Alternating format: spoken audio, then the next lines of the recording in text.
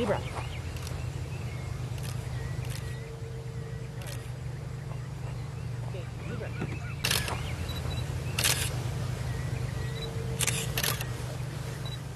Oh boy, I like these zebras here.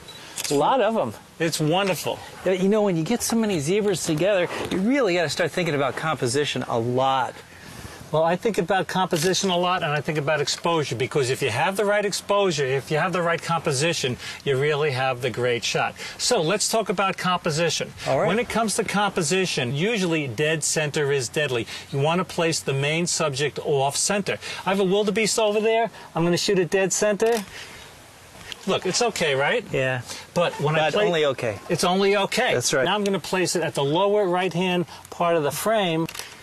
I have a much more interesting composition. Now, when you do that, when you place the subject off center, what happens is the person looking at your picture, their eyes are going to go around the picture looking for other elements in the scene. So this is a very popular composition technique, placing the subject off center. Right, and the other thing that it does, and I think it's important, is that it creates a design element that allows some relationships to occur over that whole composition, over the frame, as you will.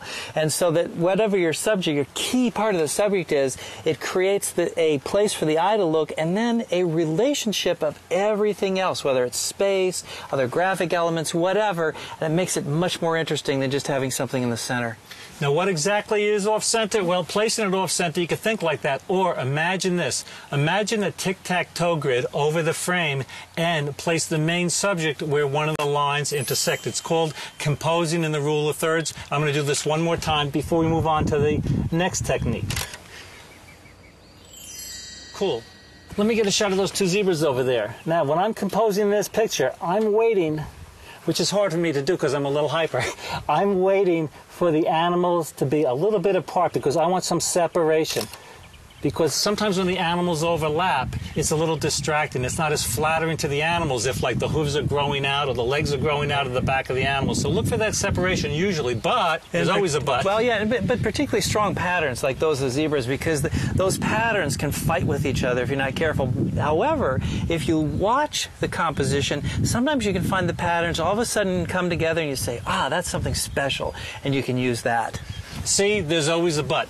Before we go on to the next tip, I want to talk a little bit more about that dead center business because it's so important. This works for close-up and macro photography too. There's a zebra over there. I'm going to photograph it. I'm going to really zoom in. I'm going to use a different composition technique, zooming in really tight. I'm going to photograph the zebra with the eye right in the center, getting a really tight shot of just the animal's head. And I'm going to place it off center. So again, dead center is deadly. Here's another composition technique. When you're photographing a person, one of your friends, like Rob here, or an animal, you don't want to photograph the animal or the person with the nose right up against the frame because there's literally no breathing room. So sure, good tip to follow is the name of the game is to fill the frame, but when you're photographing a person with a profile, you really want to leave a little space there. And I think that also follows on the center too, because sometimes people will get a tight shot of someone, but they'll put the tight shot or animal, and they'll put this box right tight up against their face and against their butt, and it doesn't work. Having some space in front really is a much more pleasant sort of composition. You know, I see some wildebeests over there. They're walking across, and I see some of the other animals behind it. I'm going to try to compose this so the main subject, the animals, the wildebeests, are tack sharp, and I'm using a fairly wide aperture, so I'm blurring the animals in the background. By doing that, all the attention is going to the main subject, right? Exactly. That's a really good technique, too. That really emphasizes the composition when you can do that, because you're using more than just relationships. You're also using some technical skill with the way you're handling the camera. Cool. Let's go.